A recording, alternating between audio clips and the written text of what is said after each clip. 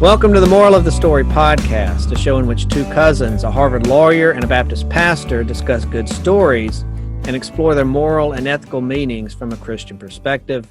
I'm the pastor, J. Colin Trissler, and she is the lawyer, Evie Brydup. And Evie, today we're going to continue our discussion of Jane Austen's timeless novel, Pride and Prejudice.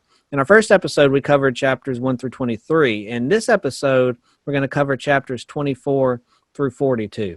And Evie, why don't you kind of set up the theme of what we're going to talk about here today? Well, so this is the section of the book where Mr. Darcy makes his first sort of disastrous proposal to Elizabeth. He proposes about as badly as he could. He explains that even though her family is vulgar and an embarrassment to everyone, that he loves her and he will choose to lower himself in order to marry her, and he expects that she will be very excited to receive his proposal, which she's not.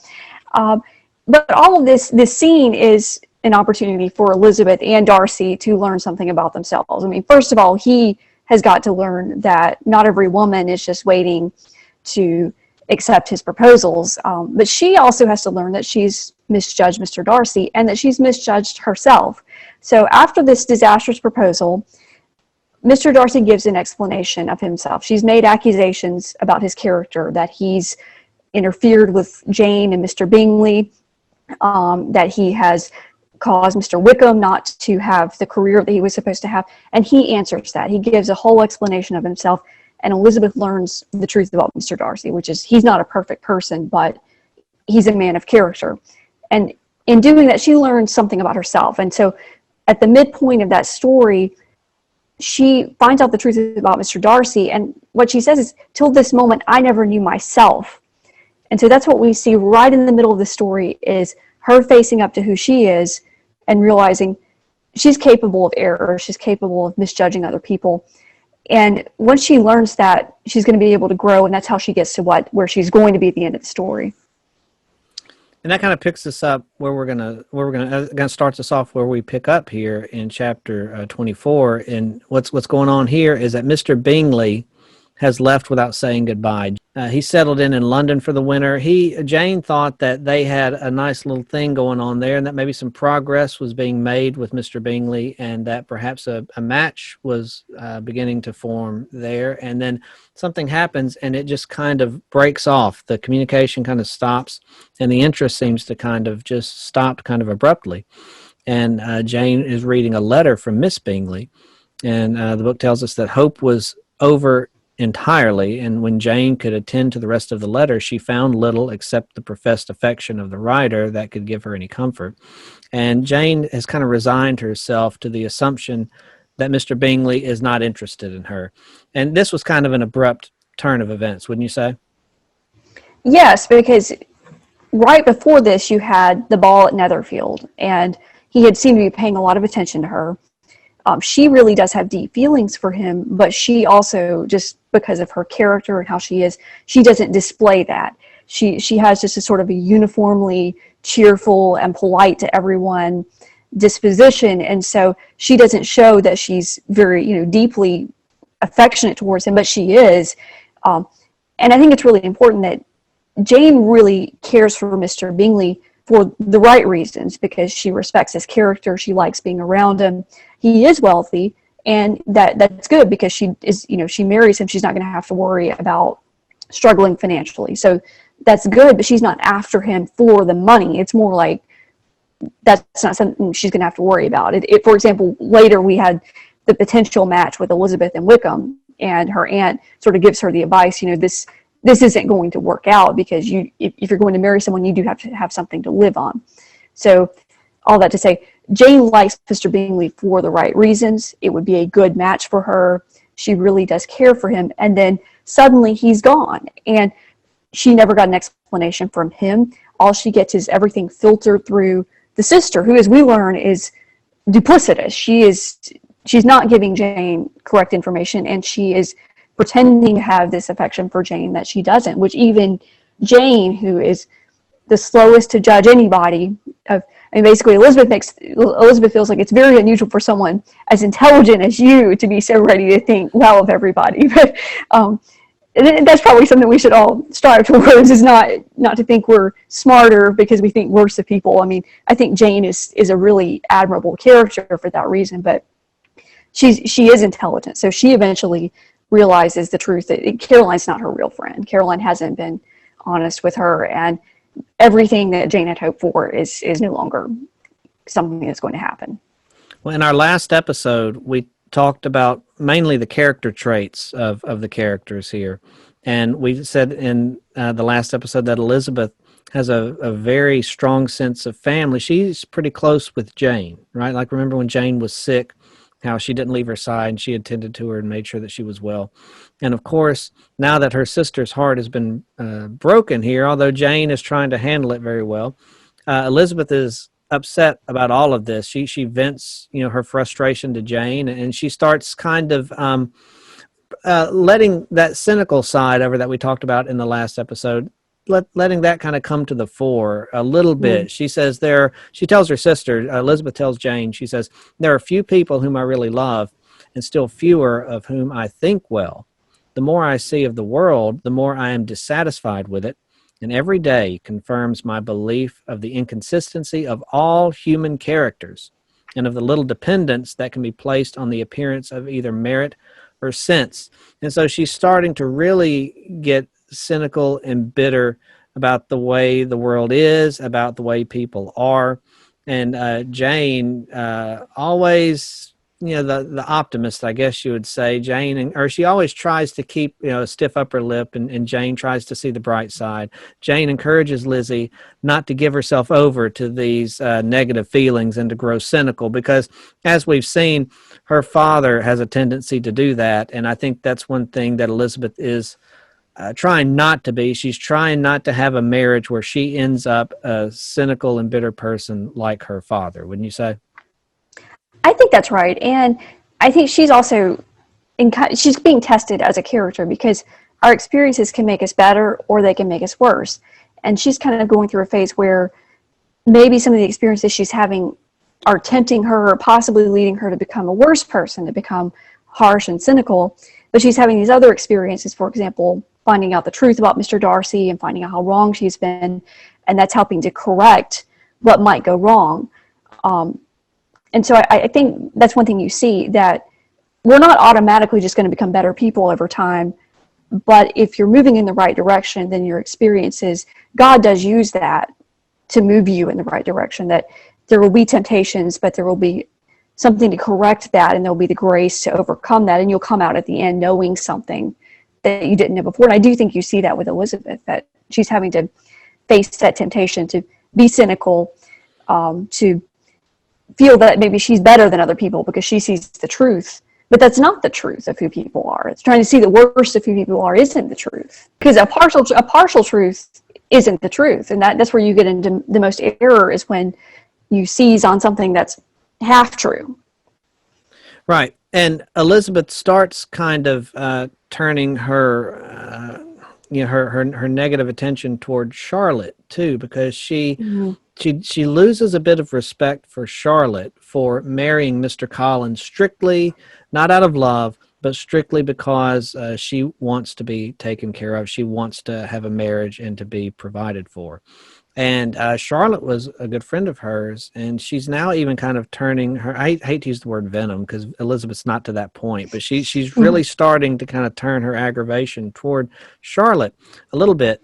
And I think that, Evie, everybody, characters in a book like this, real people in the real world, anytime life throws us aggravation and hardship, and people aren't like you think they were or think they should be, like if you've got somebody, a friend of yours who you really enjoy being around, and this friend makes a decision that you don't agree with, and that friend's stock kind of drops in your eyes, I think we all have a tendency to want to feel better about ourselves by kind of tearing other people down. And that's a real cheap way to feel better about yourself. You never really feel better about yourself by tearing other people down, And I think Elizabeth she's been kind of hit with some of this hardship of life here.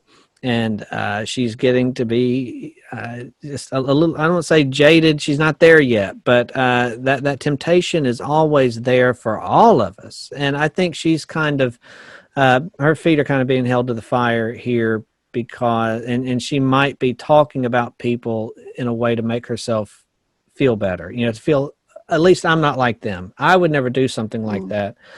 And Abby, isn't it true that, we've got to figure out what our goals are in life and our relational goals? And is my goal to feel better about myself, or is my goal to get along with the people around me?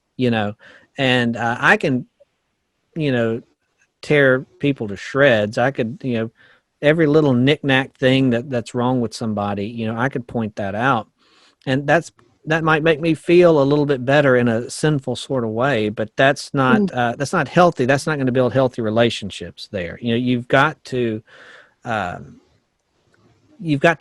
than tearing other people down, I think our goal should be to build successful and fruitful relationships. And I think people who are overly cynical and overly bitter and always look to criticize, I don't think they really do a very good job of building healthy relationships. And I think Elizabeth is kind of, she could go in either direction here, and she could really take that bitter road, or, maybe she could listen to her sister and, when Jane says, you shouldn't think that way, we shouldn't think that way. And I think that Elizabeth could go either way here. What do you think? I think that's right. And just sort of in a general way, a lot of times we think that the flaws that we see in other people are the truth of who they are. And that if we were to try to think the best of them and overlook that we're somehow suppressing the truth. But the reality is we all have so much more dignity and value because we're made in God's image and we're children of God. We all have so much more value than we can even conceive of. And everybody else has that value. And when we're focusing on the flaws and we're not seeing the value that these people have, we're not seeing the truth at all. So I think what's called for is not to overlook the flaws or pretend that they're not there. I guess in a way you do want to overlook it and to say, I'm not going to think about what's bad about you, I'm going to think about what's good. But you're not denying what is true by saying, well, this person is something that they're not. But we're choosing to look at the value that people have. We're choosing to look at what is good and what has infinite value as opposed to what irritates us in the moment. I think we really shortchange ourselves and we shortchange other people if we only focus on the negative qualities of other people, right? But it's so easy to do. Oh, it's very easy to do. I mean, I'm, just like anybody else, and I'm a preacher. I have to make that concerted effort.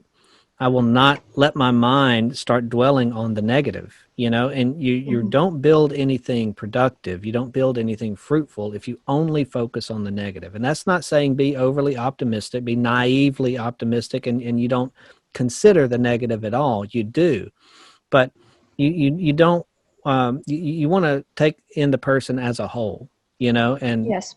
Remember, see their good and see their bad, because I have to remember, no matter how right I think I may be in any circumstance, I make mistakes too. And I would say that I make mistakes that don't really accurately reflect the nature of my character. I mean, wouldn't Right. you say that? I do that from time to time. I think I'm a wise man. When I say wise, I don't mean like I'm smarter than anybody else, but I try to think rationally and I try to make wise moral judgments. I try to have a good sense of discernment to judge right from wrong and choose the right and wise path to go.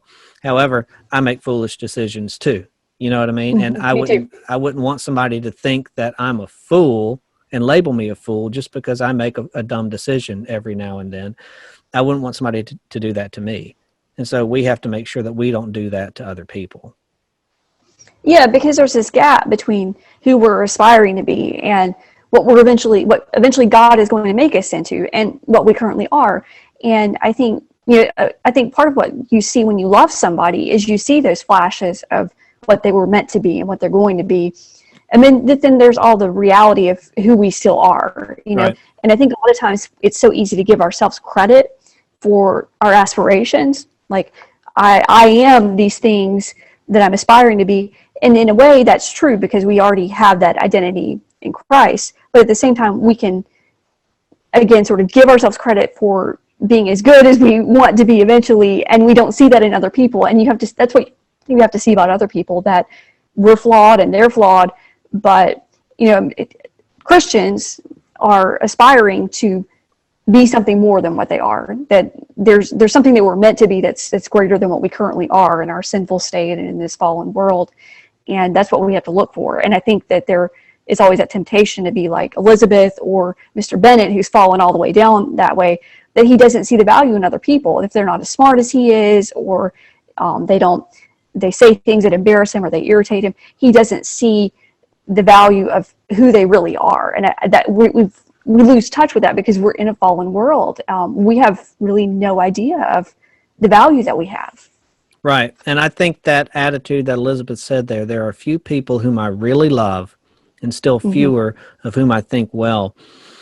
I think that can be kind of a dangerous attitude. I understand she's saying that in the spur of the moment. She's angry. She loves her sister, and she doesn't like the situation that's been put upon her sister here. So she said that out of anger. But that's a real dangerous attitude, because that can really put us on that pathway to becoming Mr. Bennett. And that's not who she wants to be. Because when you start isolating yourself from people, when you take that attitude, and you start keeping other people at arm's distance, and you can't have a successful family and keep those people at an arm's distance. You have to take the good with the bad, you know what I mean? And you work to promote the good in yourself and in others, and you work to, filter out the bad, those bad tendencies, those bad habits. This is what I do. I'm maybe a little too critical on myself sometimes, because I focus on what I do wrong, because I like you talked about knowing yourself, and we'll get to this a little bit later on in the episode. I want to know myself, what I am capable of that is good and what I'm capable of that is bad, because if I'm aware of what my bad habits are, then I can more accurately fight against those. I want to try to prevent them, but they're always going to sneak out. And I think that that's just a healthy way to be, is to say there is bad here, but we can't throw out the good and just focus on the bad. And that's what I tend to do with myself sometimes, is just focus on the bad. And we also, when it's with ourselves or others, we also have to focus on the good too. And I think Jane, and that's why it's good to have good influences around you, because Elizabeth is kind of sliding down the slide of bitterness here. And Jane, she says, let's take it in the best light, a light in which it may be understood. She still wants to kind of, keep a good attitude. And I think Jane is a good influence on Elizabeth. I think that's true, but the flip side of that is Jane is slow to see that she shouldn't trust people that she really shouldn't trust. Right. And trying to see the best in people does not mean that we need to trust people when we've been given evidence that these people lie to us or they're not trustworthy for whatever reason. And I think that's the balance that's hard to strike, but we do have to try to strike that, and to realize that some people, we shouldn't trust them. Their character isn't good. At the same time, they're still valuable people made in the image of God. But at the same time, you don't put your trust in those people.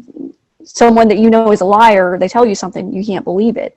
I think that's, Elizabeth sometimes tries to go too far, though. She tries to see through people's motives to try to catch everybody out. And so she ends up not trusting anybody. And that's the balance you have to strike. And what's kind of interesting is we talked about a similar issue in the road. And I think this is, just because this is a major issue in life, it's trying to strike that balance between seeing what's good in people, seeing the best in people, and at the same time, seeing the truth about people that we really can't trust.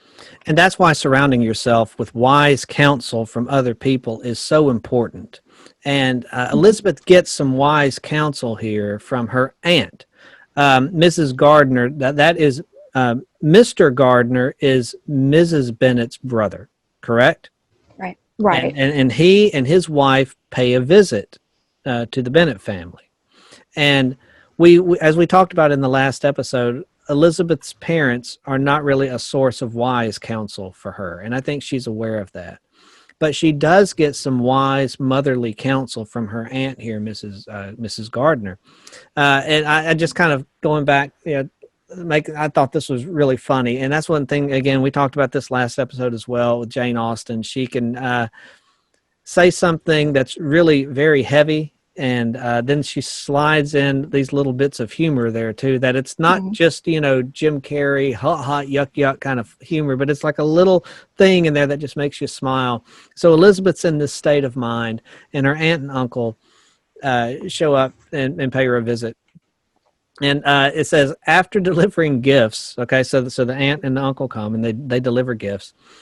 After delivering gifts, it was the sister-in-law's turn to listen to Mrs. Bennet's grievances and complaints. So she comes bearing gifts, okay? And what does she get in return? She has to sit there and listen to her sister-in-law complain. And it says the primary complaint that Mrs. Bennet had was the fact that her two daughters had been on the point of marriage, and after all of that, there was nothing to it. So I think that was just funny. I mean, can't you just see these kind of, elegant people coming in, bearing gifts, and then, all right, we got our gifts. Now I want to complain to you, tell you all is wrong. Yeah. And it's just, once you accept these characters for who they are, that makes me laugh. I just thought, oh, well, of course Mrs. Bennet would do that, And so that's what she's complaining about, that Mrs. Bennet, now, of course, she's in a low spot here, too, because both of her daughters, she thought that, Jane and Mr. Bingley were going to make a match, and perhaps marriage would come out of that, and then that falls through. And then Mr. Collins outright proposes to Elizabeth. We talked about that in the last episode as well, and she just completely rejects it. And it says here that Austen, as the narrator pointed out, that Mrs. Bennet, she doesn't blame Jane for what has happened with Mr. Bingley. That's out of her control. But she does absolutely blame Elizabeth for standing firm in her convictions and rejecting Mr. Collins' proposal. Mrs. Bennet said, "But Lizzie, oh, sister," you see those old words there, but you can just imagine her in your head, how it's very over dramatic, and all of that, all those histrionics and everything. "But Lizzie, oh, sister, it is very hard to think that she might have been Mr. Collins' wife by this time, had it not been for her own perverseness. He made her an offer in this very room, and she refused him. The consequence of it is that Lady Lucas will have a daughter married before I have, and that Longbourn estate is just as much entailed as ever." Mrs. Bennet is now she's concerned, she's over concerned with this social posturing. I love how she says that. All right, so she's kind of going through and she's explaining what's what the problem here is. Okay, he made her an offer in this very room, and here are the two consequences of that. Okay, the first, number one bad consequence of Elizabeth rejecting Mr. Collins' proposal is that Lady Lucas will have a daughter married before I do, and the second thing that she mentions there is that we're going to lose our home. And I think the fact that she mentioned that this other lady is going to have a bit of social clout ahead of me, that's our number one problem right there. The fact that we could lose our whole estate here, that's a clear number two problem.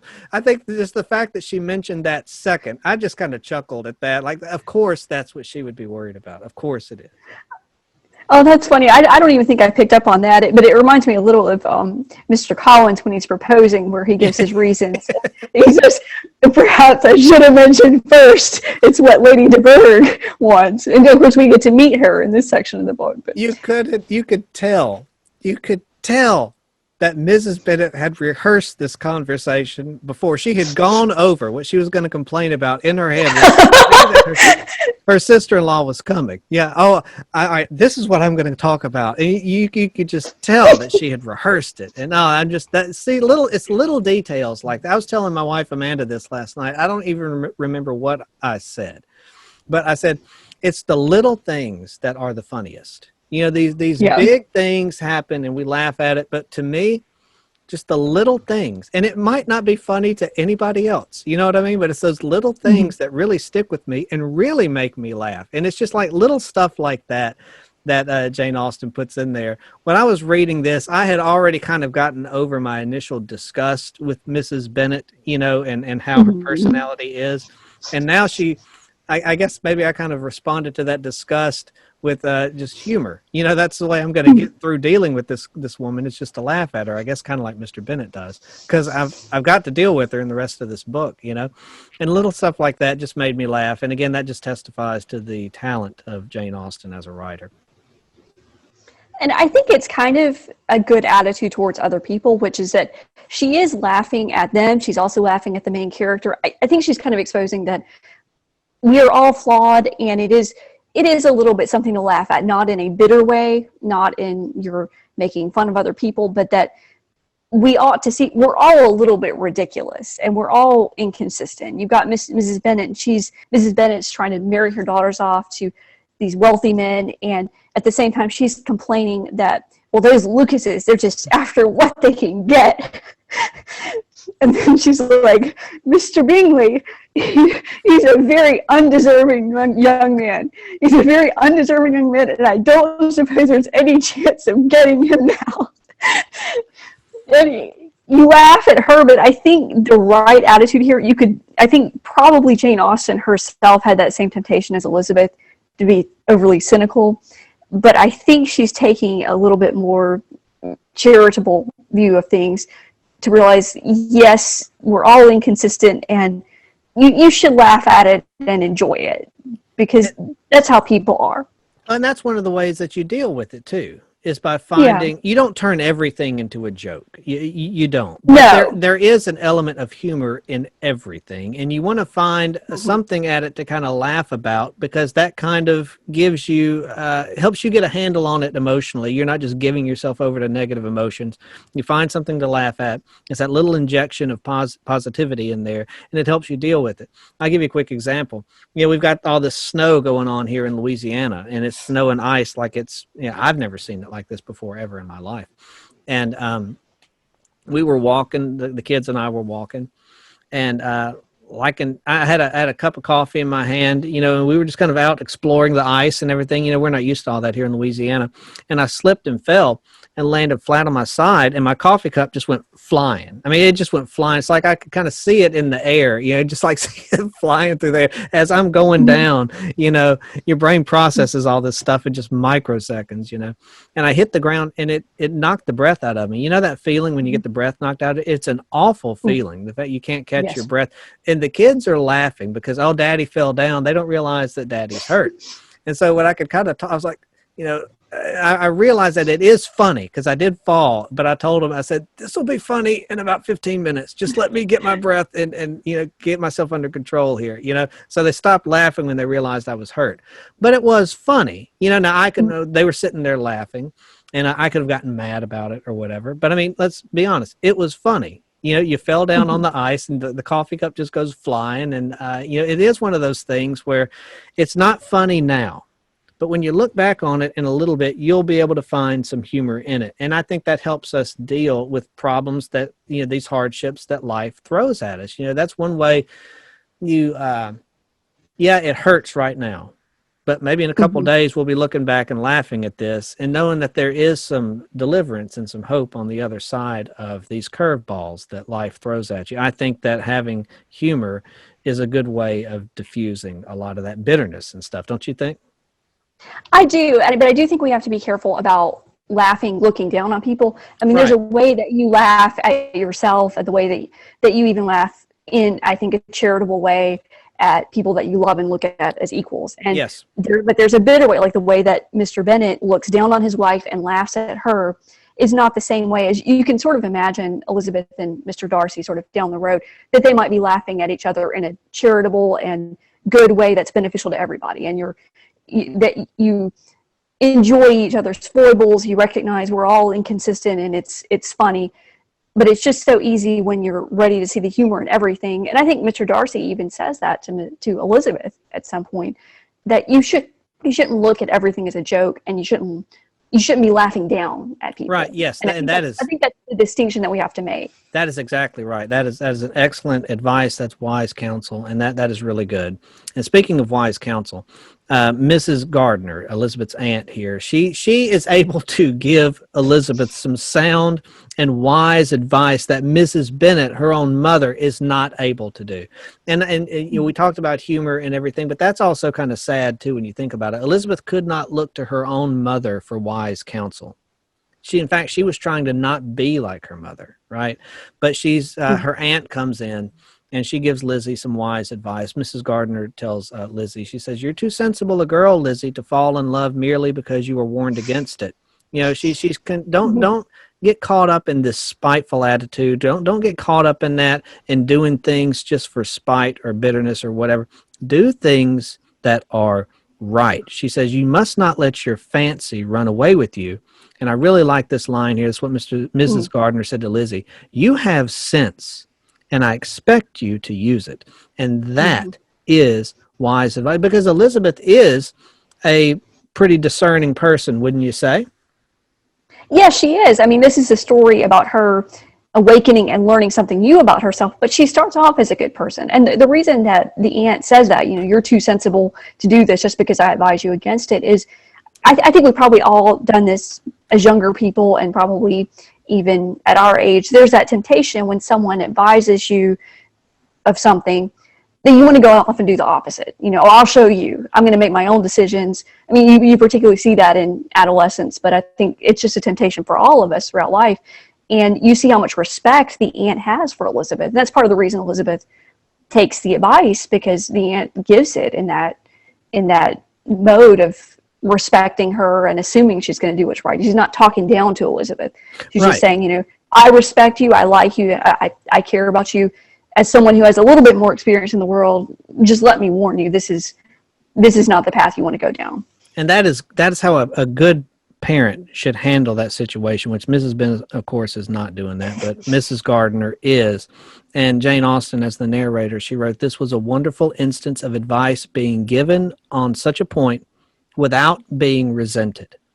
And that's what's also tricky as a parent too, is how to give wise advice without having your children resent it, you know. And I think sometimes parents want to kind of lord their knowledge or life experience, might be a better word, over their children. "You should listen to me because I'm smarter than you. I've been around more. I have more experience than you, and I'm better than you, and you should listen to me." Well, no kid is going to listen to their parent if they're talking to them that way.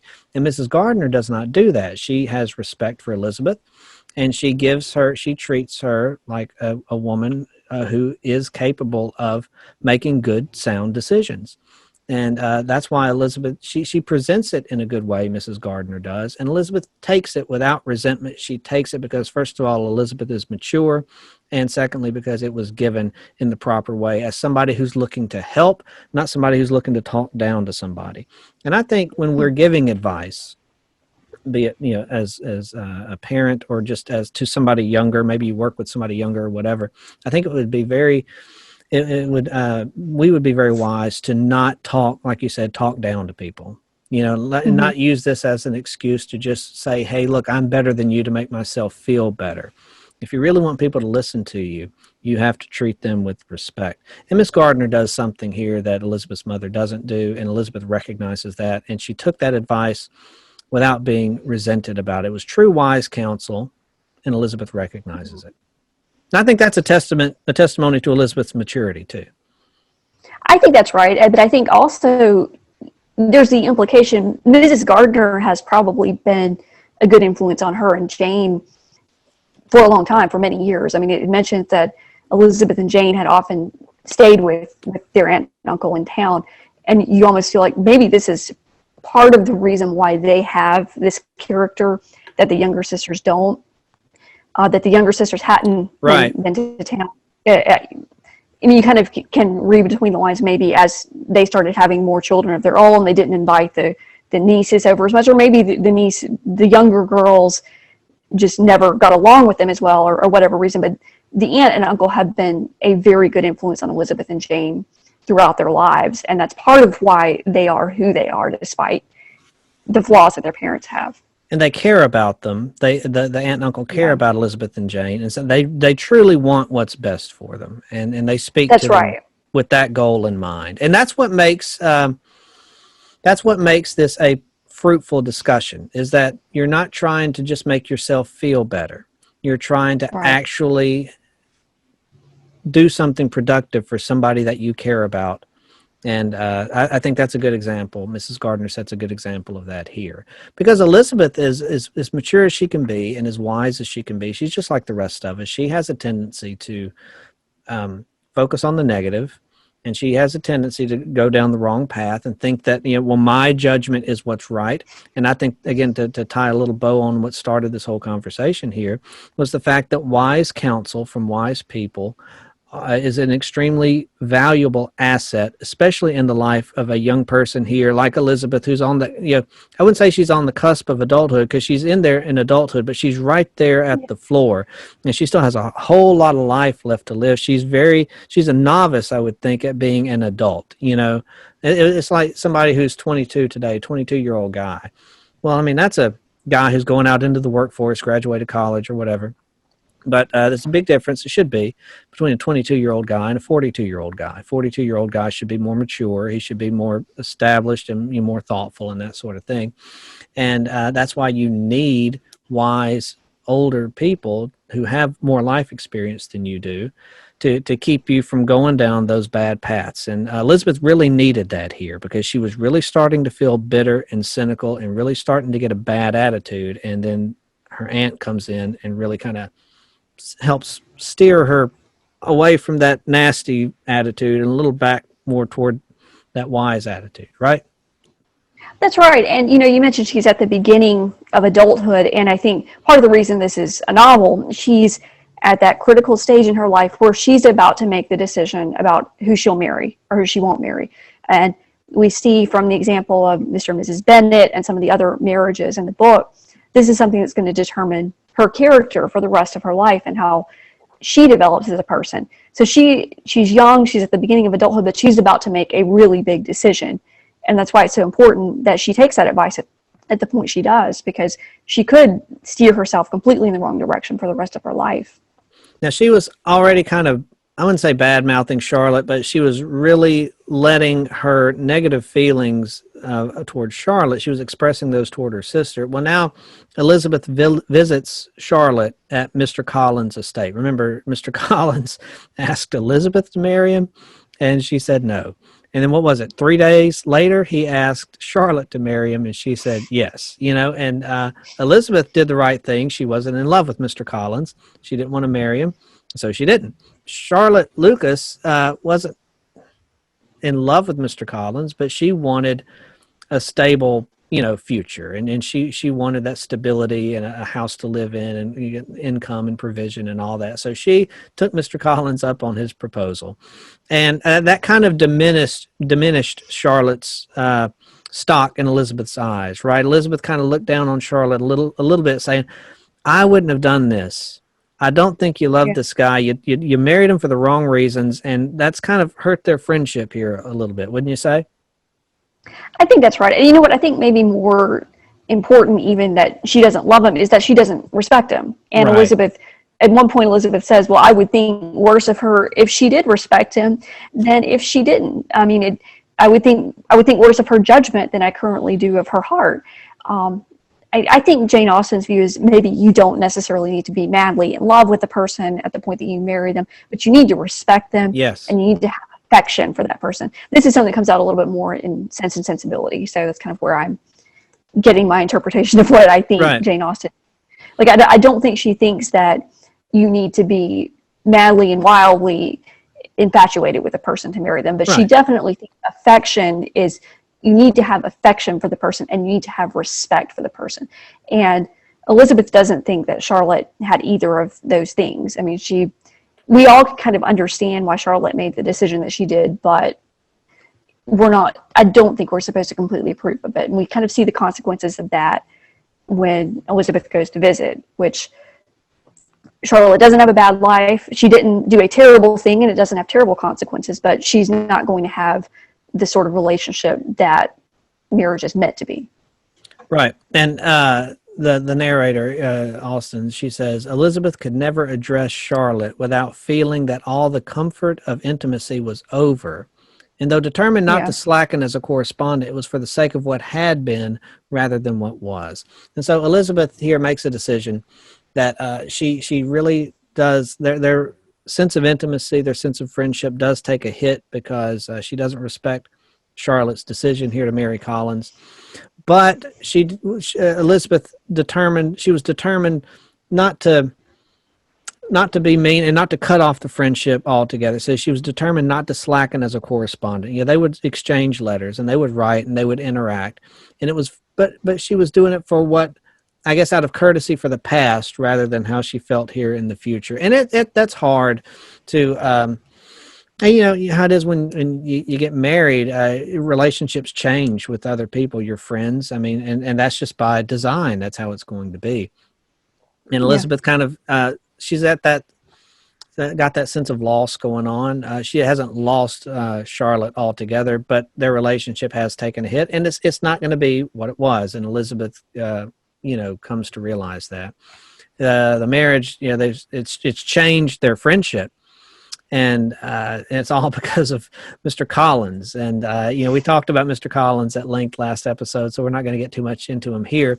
But we mentioned Lady Catherine de Bourgh in the last episode. Well, she, her presence is kind of more fully known here. And they have a dinner, that Elizabeth is there at the Collins house, and Lady de Bourgh shows up. And at dinner, Mr. Collins informs Elizabeth that she will have the honor of seeing Lady Catherine on the ensuing Sunday at church. And I need not say you will be delighted with her.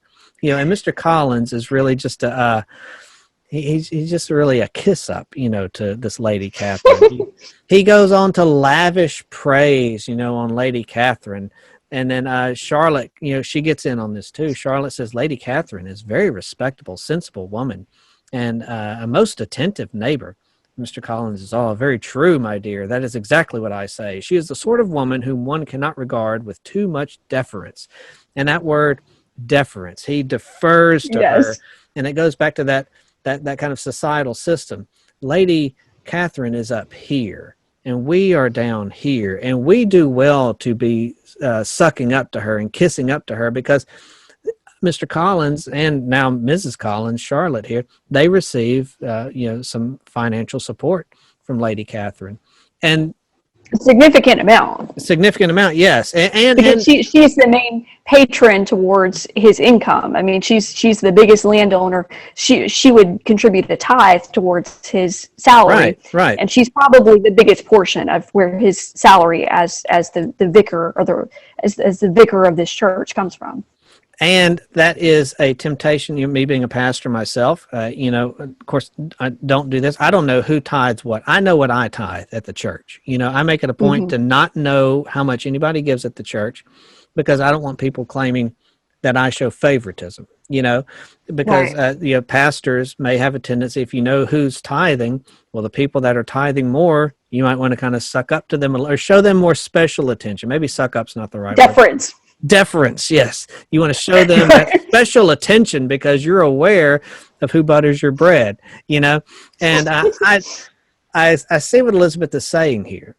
It's hard to respect Mr. Collins for acting that way. A sensible pastor, a sensible man of the clergy should not act that way, but yet he's doing it. And he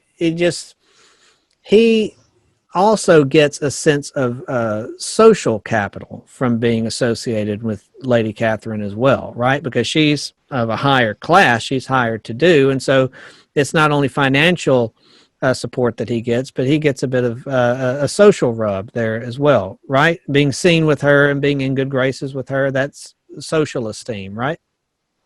Gives him a sense of importance. And yes. I guess her role is even bigger than the fact that she contributes to the money, which is that that living, that pastorship over this church is at her disposal. So a wealthy landowner, they would have certain livings that basically the family owns. And you see that with Mr. Darcy and Mr. Wickham, where Mr. Wickham was claiming that one of the livings that the Darcy family controlled was supposed to go to him. Because that's sort of just how being a pastor was decided, is that a wealthy member of society who controls that living will choose the person to hold that position. And so Lady Catherine has chosen Mr. Collins for some reason. She's encountered him and realized he's just the person she wants in this position, and it does give him a sense of importance. But you also wonder about her. Why would she have chosen someone who doesn't necessarily seem like he would be an excellent pastor? I thought about that. I thought about that very question. And now this may not be the right answer, but this is what I came up with, okay? It's a you scratch my back, I'll scratch yours kind of relationship. Mm-hmm. She likes the honor that these people give her. She needs to feel superior to people. You know what I mean?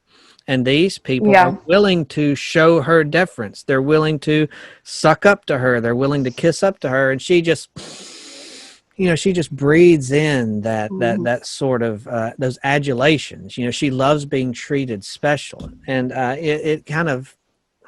it's stuff like this really, aggravates me with people.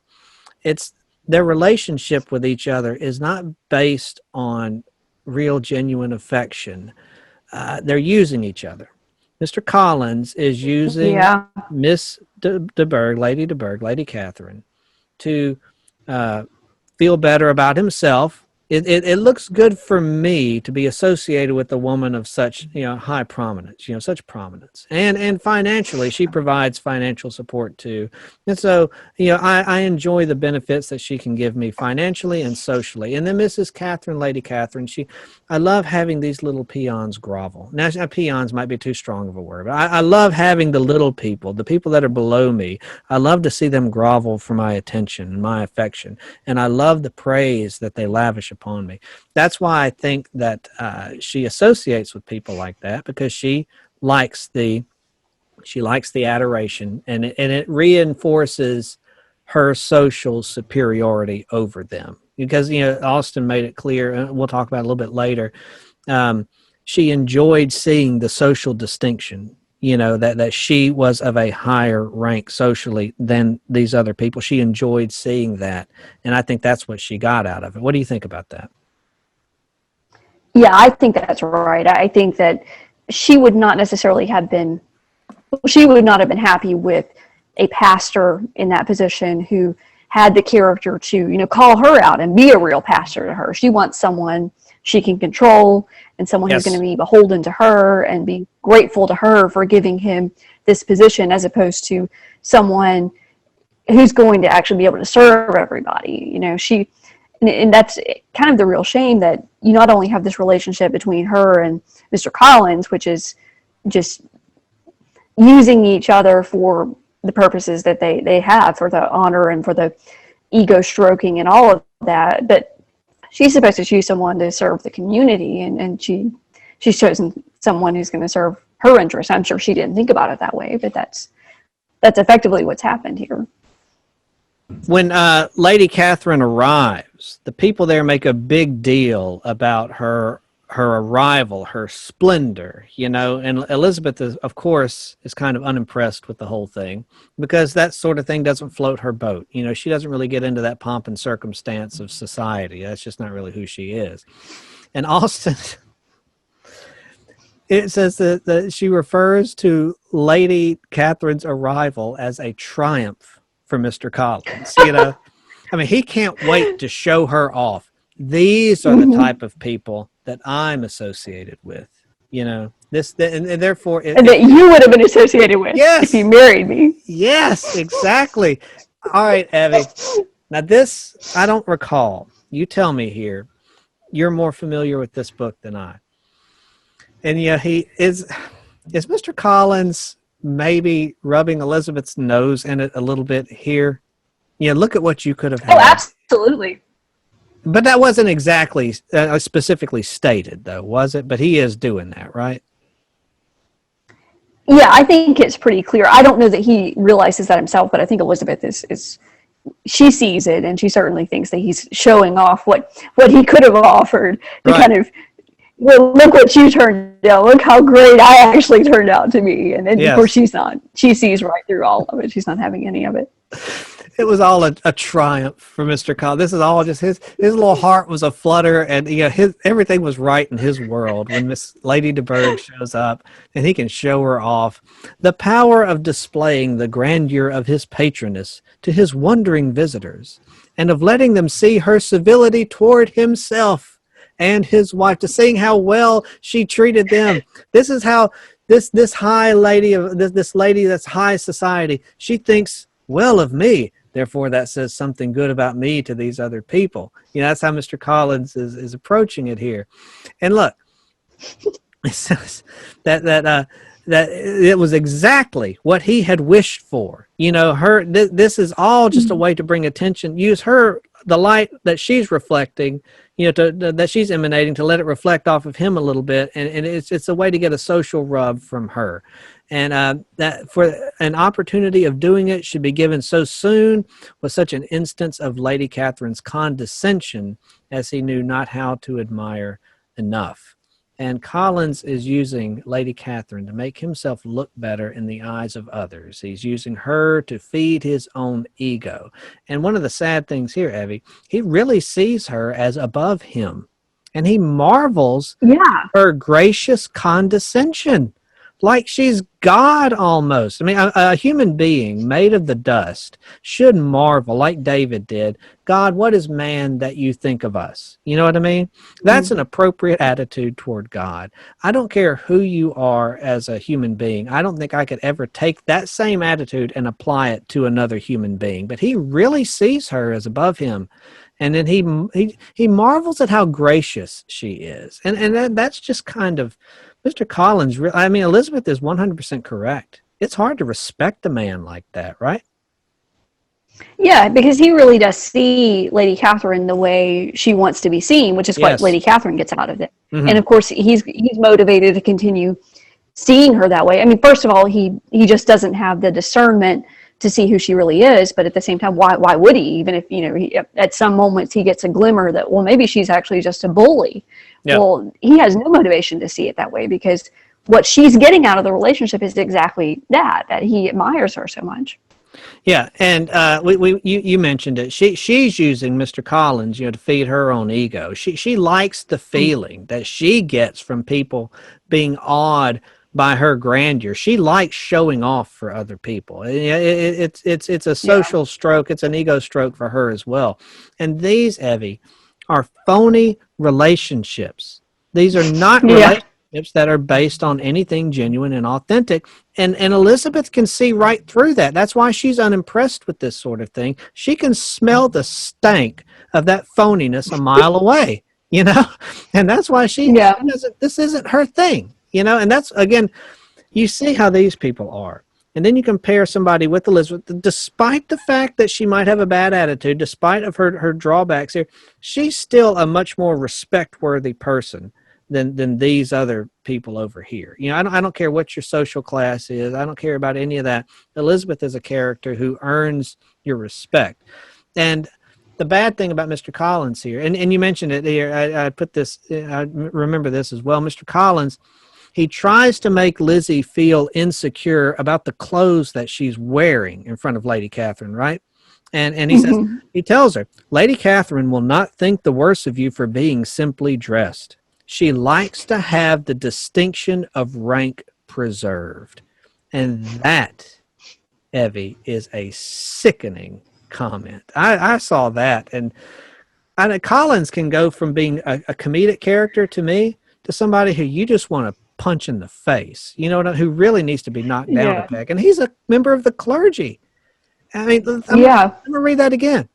Lady Catherine will not think the worse of you for being simply dressed she's doing you a favor. She won't look down on you. She likes to have the distinction of rank preserved. She likes to see that there are people below her, and she likes to know that the people below her know that they're below her. I mean, what an awful thing to say. What a despicable man Mr. Collins can be.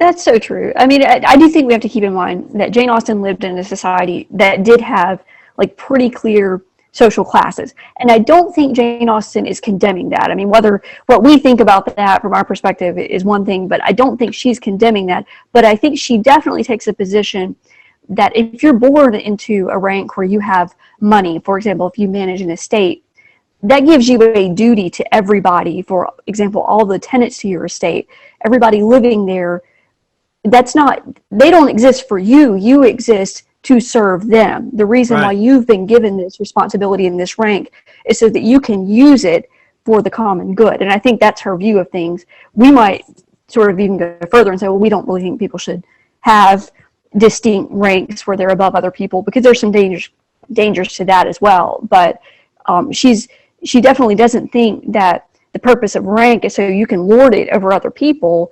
We see she gives us examples of people of rank that we should admire, like Mr. Darcy, and they use what they have to help others. Right. Which is what Lady Catherine doesn't do. She uses who others are to make herself feel good. When they finally meet up, okay? When they finally meet up, Austen says this. Jane Austen writes this about Lady Catherine. Her air was not conciliating, appeasing. It was not placating, nor was her manner of receiving them as such to make her visitors forget their inferior rank. So she wasn't approachable. She wanted to let them know there is a clear distinction between me and you, and I am above you, and I'm aware of that, and you should be aware of that too.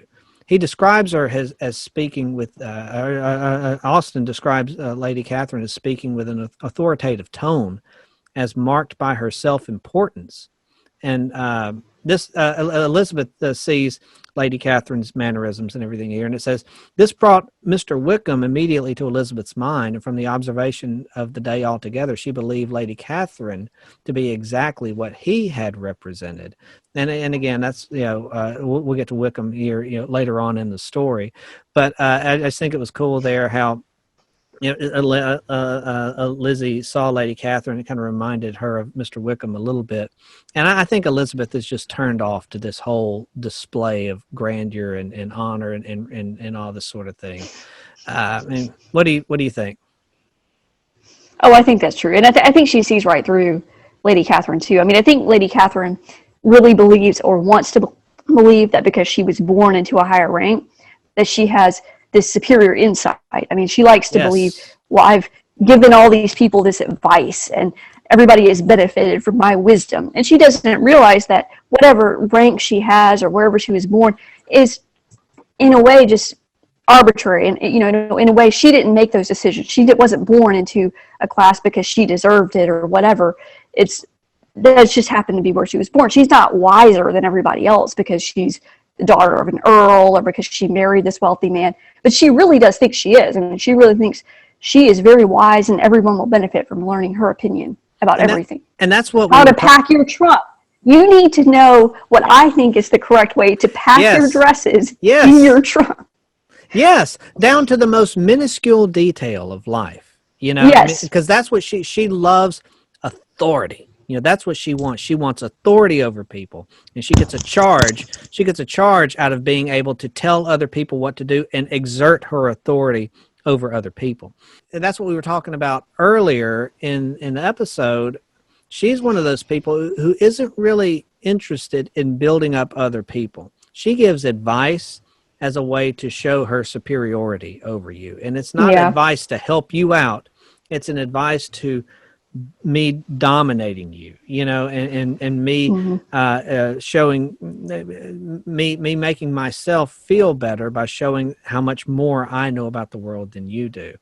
And it's people like this, I'm not going to listen to somebody that treats me that way. I'm not going to take that advice. And she doesn't, I don't respect people like that. And that's a completely But evidently other people do. Well, do they respect that, or do they just respect her position and her money? That's what you've... Yeah, I think you're right. Yeah, I think that they're obligated to act as if they respect her because of her position. And so it's a vicious cycle that people are giving her the sort of ego stroking that she thinks she needs. And so then she orders them around and, they do what she says. And it's not a good, it's kind of toxic. at one point, Austin, as the narrator, said there was little to be done but to hear Lady Catherine talk, which she did, Yeah. which she did without any intermission till coffee came in, delivering her opinion on every subject in so decisive a manner as proved that she was not used to having her judgment controverted. And that's what she wanted to be. That's why she hung around little people like this, is because she didn't want somebody there to argue with her. She didn't want somebody to challenge her. She wanted her whatever she had to say. This is almost like the word of God from on high. You know, God is on the mountain and he's delivering the law to Moses. You know, that's how Lady Catherine saw herself. I'm going to speak and you're going to listen, and you're not going to challenge, because who are you to challenge me? And, you know, this whole thing, I was really feeling sorry for Elizabeth here, because it really is boring, Evie, when you're in a position like that and there's one person who's trying to and does dominate the social interaction, dominate the conversation, and you can't do anything but just sit back and listen. You know, they're talking about what they want to talk about, and they have no interest at all in having an actual conversation. They want you to just sit and listen to them. And I can't stand situations like that. I can only imagine Elizabeth is just sitting there kind of, oh my gosh, this is brutal, you know? Yeah, and in our society, I mean, if you act that way, a lot of times people are not going to want to be around you, and so there's a punishment, if you will, for acting that way. But with Lady Catherine, there's no check on that. I mean, no one is able to express that they wish she wouldn't behave though. It's just a normal social intercourse with other people, normal social discourse. When we do something that bothers other people, they let us know either directly or you see their displeasure, and so that's how you learn how to interact with other people. That people don't like it when I do this, so I shouldn't do that. But she doesn't learn any of that, because no one can ever say that they're displeased. So she's, in a way, she's at a disadvantage that she doesn't learn. care. I don't think she cares. That's true. Yeah, that's true. And then, you know, she said that she asked all kinds of probing questions, you know, to Charlotte regarding all these domestic concerns. You know, she gave her advice, you know, on how to manage all the most mundane domestic issues, going so far as Austin said, to tell her outright how everything ought to be regulated in so small a family as hers, and instructed her as to the care of her cows and poultry. You know, and it's just down to and see, Evie, that's what happens. That's the trade-off from taking money from people. You know, when you are financially subservient and you make yourself financially subservient to somebody, you know, I'm going to take this person's money. Okay, they give you money, but then you have to do what they say with that money. You know, that's the danger of taking money from other people.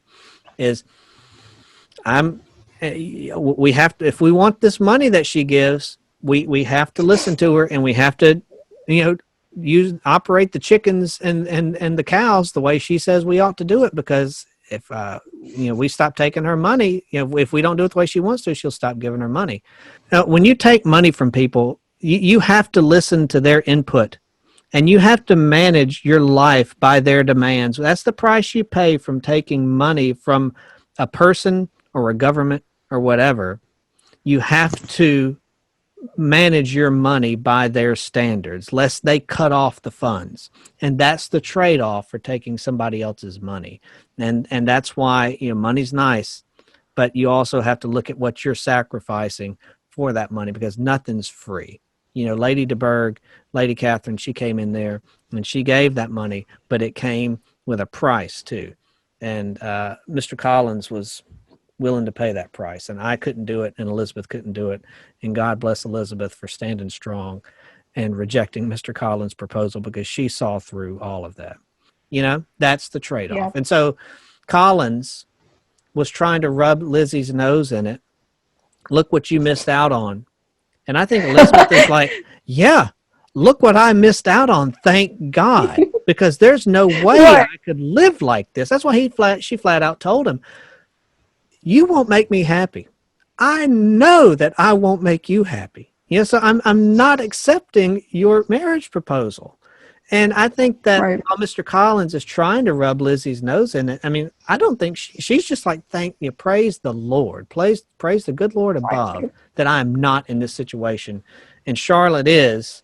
And, that makes me feel bad for my friend, but thank God I don't have to deal with this. And Elizabeth is just unimpressed by all of this. Yes.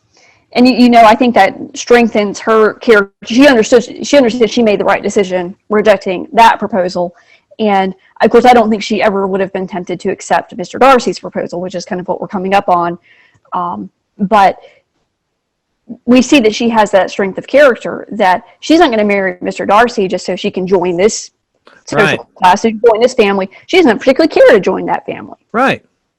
Later on, Lizzie, she in the course of the evening, in the course of conversation, she clearly expresses her opinions, to Lady Catherine.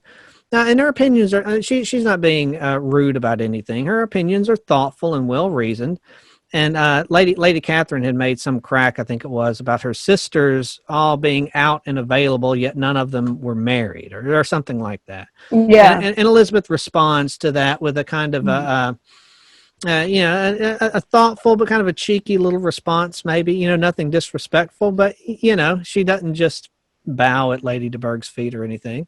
And Lady Catherine is taken aback that Elizabeth isn't treating her like the other people are.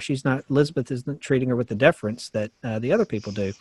And Lady de Burgh says, "Upon my word, you give your opinion very decidedly for so young a person. Pray, what is your age?" And Lizzie makes a jokey kind of response that doesn't really answer the question directly, and not immediately anyway. And Lady Catherine, Austin said, seemed quite astonished at not receiving a direct answer, and Elizabeth suspected herself to be the first creature who had ever dared to trifle with so much dignified impertinence. You know what I mean? And that's another reason why the marriage between Mr. Collins and Elizabeth would not have worked out, because Elizabeth wouldn't sit here and defer all of this unearned glory to Lady Catherine. That would have been a horrible relationship between her and Mr. Collins, because Mr. Collins was very deferential, and Elizabeth never would have done that. And it's little stuff like this that makes me really respect Elizabeth. I really enjoy her as a character. She's a very, very admirable character, wouldn't you say? I would. And I wonder in that situation, I don't know that I would say the things that she says. She's not rude to Lady Catherine, right? But she's just kind of bordering on letting Lady Catherine know, hey, the way you're behaving, is it correct? It isn't polite towards me. And I'm not sure that she isn't doing the right thing. That when others are being impolite to us or mistreating us, we don't do them a favor by letting them act that way. Right. And I think that's what she's doing, is she's kind of signaling, hey, this isn't a good way to treat other people. She's not coming out and being rude. She's not being disrespectful. She's just kind of, let's take a step back and realize the way you're acting.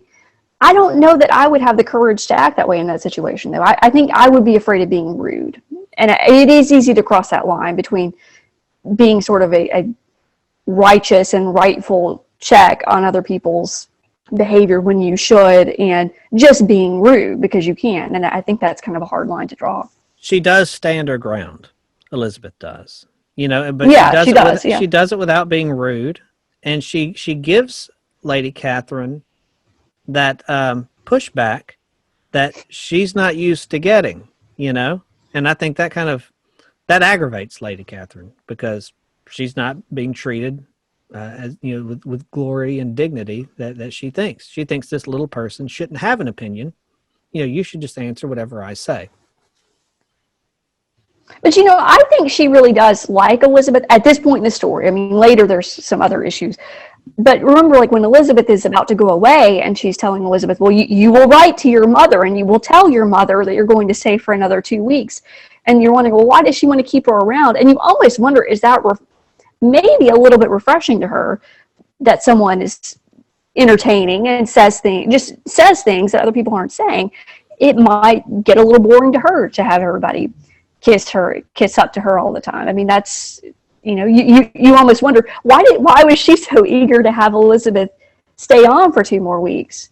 That's a good point. That's an excellent point. And I mean, I like people who challenge me. I don't like people who are rude. You know, I don't like being Yeah. rude, but I don't want somebody to agree with everything I say because, first of all, I'm not right in everything I say. I don't go around trying to say wrong things, but I understand that I'm going to say something that's ill-informed or not correct or whatever. But that's how you really truly learn and grow, is by interacting with people who are going to challenge you. And that's why you've got these people that are, you said you used the word bully. They like to lord themselves over, and they want to surround themselves with yes men. You know, somebody's just going to say, yes, sir, yes, ma'am, whatever you say, sir. Oh, that's correct, sir. They're going to laugh at all the dumb jokes, and they're going to, do all the dumb little things.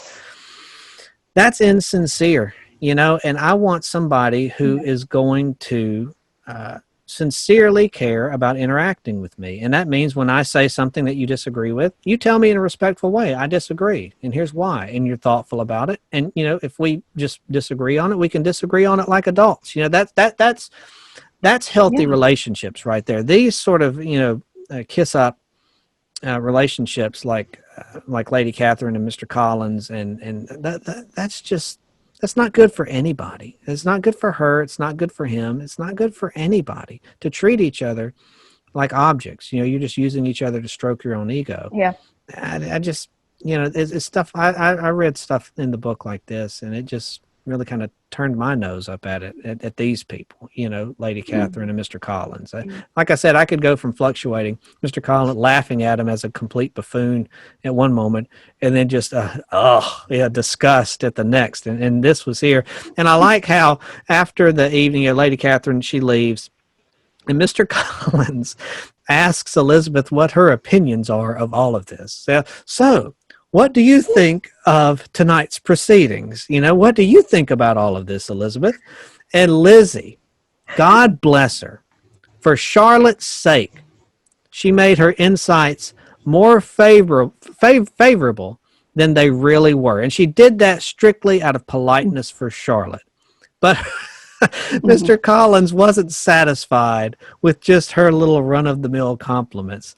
Her compliments were not lavish enough for Mr. Collins. And Mr. Collins was soon obliged, Austin said, to take her ladyship's praise into his own hands. And Elizabeth didn't praise her enough. She said just enough to get by, and Mr. Collins felt he had to add more.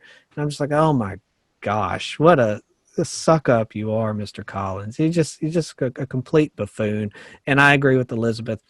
I don't see how anybody could have respect for you. And I do kind of look down on Charlotte a little bit for attaching herself to this man for the rest of her life, strictly for social convenience. And yeah, Mr. Collins, you laugh at him, and then there are times you just want to punch him. And this was one of those times when I just wanted to punch him because he's just kind of pathetic.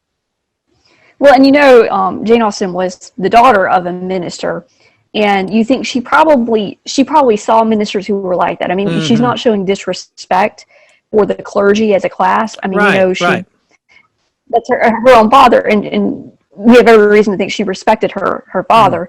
But she must have seen clergymen who behave this way. And there are. And part of it was that the patronage system too, where you've got one wealthy person or family who is deciding who gets what job, and they're contributing so much money, and it causes this imbalance in relationships. You don't have true friendship, and you have these relationships of flattery. And she was very clear.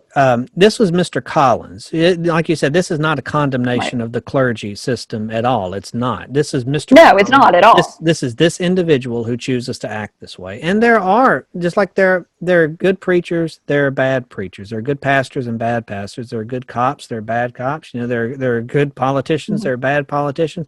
Good teachers, bad teachers. There are good people and bad people, all over the place. And I like how Elizabeth, she doesn't make these sweeping generalizations and these sweeping condemnations. She keeps it on an individual level here, and I really liked the way Jane Austen handled that.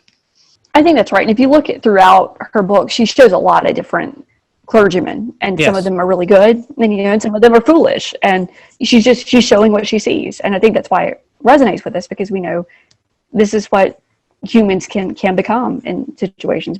If you make these decisions, you decide to use other people as objects, or you decide to lower yourself by flattering other people, that's what you can become. Or if you're not taught your own worth, that you have an opinion and you don't have to look to someone else for everything. You don't have to look to someone else for everything you should think about something. There's just a lot of ways that someone could end up becoming a Mr. Collins, and I think she's kind of warning us against it. And we see what we don't want to be. Right. Elizabeth has some other interactions at Mr. Collins' house, including Mr. Darcy there. And, she had some pleasant conversations with Charlotte. And Elizabeth, said she spent her time there comfortably. It wasn't just, a torturous, time that she spent there. It was pleasant. And she took her usual, Lizzie took her usual walks outdoors. And I like how Austen said this. She said her favorite walk, and where she frequently went while others were calling on Lady Catherine, was along the open grove which edged that side of the park, where there was a nice sheltered path which no one seemed to value but Elizabeth herself, and where she felt beyond the reach of Lady Catherine's curiosity. In this general, quiet way, the first fortnight of her visit soon passed away. And I think that this is a tremendous metaphor for Lizzie's character and her approach to life. Her favorite walk, and where she frequently went while others were calling on Lady Catherine, others were vying for Lady Catherine's affection, Elizabeth would walk on this nice sheltered path that seemed of no value to anyone but her. And I think that's a nice metaphor of Lizzie finding her own path in life. And her path might not be the one that other people choose. It might not be the one that other people even recognize as a good path. But that's her path, and that's the one that she wants to take. She takes her own path, a path which is valued to herself, and it was good enough for her. And she is determined to walk her own path and answer to no one but herself and her rational sense of integrity, her rational sense of values. I thought that was an outstanding metaphor for the character of Elizabeth. I never thought of that before. And a lot of times I think about Jane Austen being pretty literal and not using a lot of metaphors and symbolism, but she really does. It's just woven in so seamlessly that you don't pick up on it and think, oh, well, this is a symbol. Right. This object is a symbol for something. I think that's a great point. I mean, because I was just thinking of it, this tells us something about her character. She appreciates nature. She likes to get out and be active. She likes to contemplate things. She appreciates beauty. And I think all those things are true, but you're right. It is all, because all those things are true on the literal level. That's why it works so well as a metaphor. And I had never thought about that. Other people are doing the more socially acceptable things or whatever, or the more the more socially common things, the things that you think they should be doing. Those other people who are vying for Lady Catherine's affection, whereas Elizabeth is content to do her own thing, And I think that's one aspect of this book I really liked, and about Elizabeth as a character. She is an individual, and she's going to do what makes her happy. And again, we talked about this last episode as well.